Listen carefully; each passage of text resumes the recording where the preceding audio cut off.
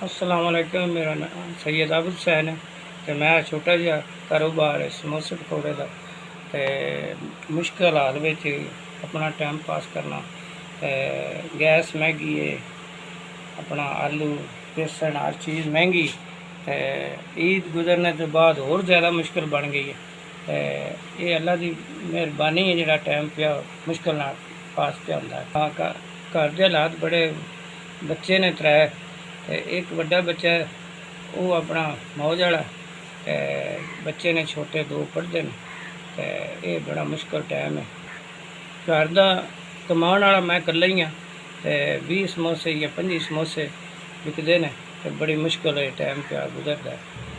ये चीज़ां मेरे को अगर हो जान, मैदा, अपना बेसन, आलू, गैस वगैरह, घ्यो, तो मेरा टाइम अल्लाह करेगा बेहतर गुजरेगा। अल्लाह मेहरबानी करे। 1 2 3 4,000 तो मेहरबानी है 4,000 मेरे तक पहुँच गया। मदद है तुहाडी। ते इहदे नाल मैं अपना बेसन, मैदा, तेल, आलू, ये हर चीज़ां तकरीबन आ जाणगियां। ते तुहाडी बड़ी बड़ी मेहरबानी जिहड़ा तुसीं मेरी मदद कीती है। ते रब दी ज़ात तुहाडी भी मदद करे। आमीन। ये मेरा साह सौखा निकल जाएगा तो मैं सैयद हाँ, तो हर टाइम दुआ देंदा तुहाडे बच्चिआं ने।